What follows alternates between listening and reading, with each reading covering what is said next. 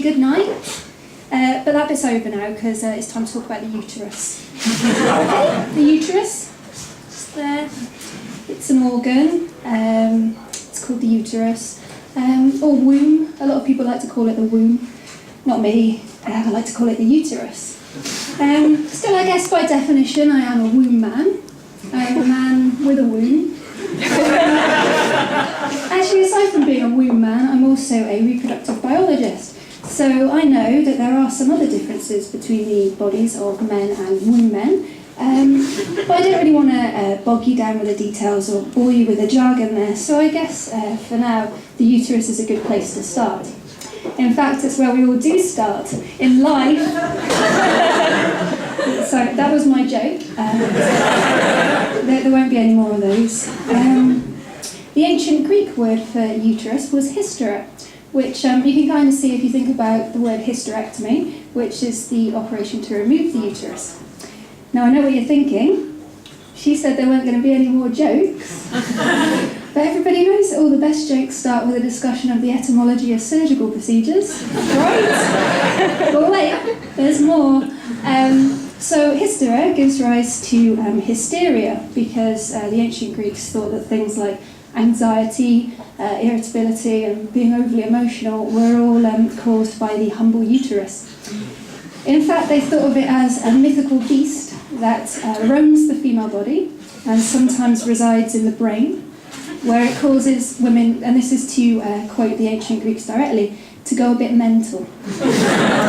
Now, I am a womb man, and I will admit that on occasion I do go a little bit mental. So I'm going to give you an example, just a little disclaimer first. This is a little bit like what the internet would call a first world problem, or a middle class problem, or a white wine. It's pretty much all I know, so I'm going to go with it. Also a little bit of background. I don't normally do any ironing because I think that ironing's a massive waste of time. Now, that is just my opinion. I'm not saying it's correct. I mean, I'm 27 and I'm still a student, so I don't make great life choices. But that's what I'm going. I don't do any ironing. But then a couple of months ago, I decided that I was going to iron every single item of my clothing, including like stupid things like socks and pants. There wasn't really any real reason. I wasn't going on holiday forever or anything like that. I just thought it would be nice to subject myself to 8 hours of ironing. Bought myself a bottle of wine to take the edge off. Started drinking it, quickly realised it was only 4%. And it was completely useless.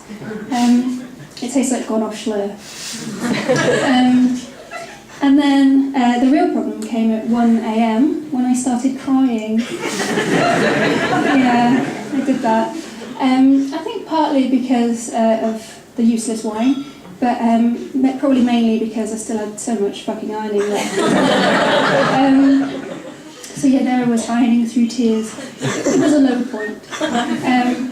But I don't blame this on my uterus.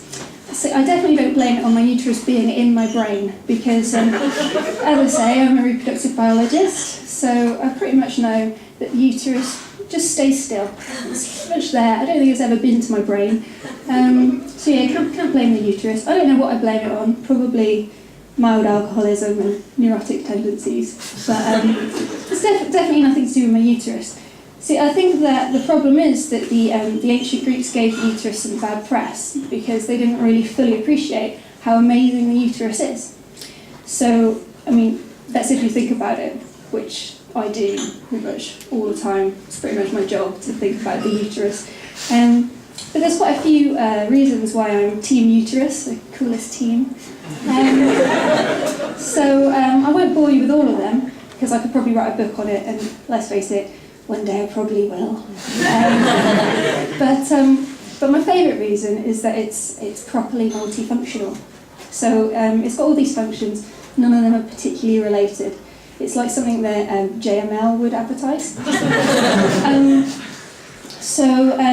Not only does it do the whole menstrual cycle thing, which is, totally fine, but it also provides a nice place for the baby to grow for 9 months, which kind of does depend on your definition of nice.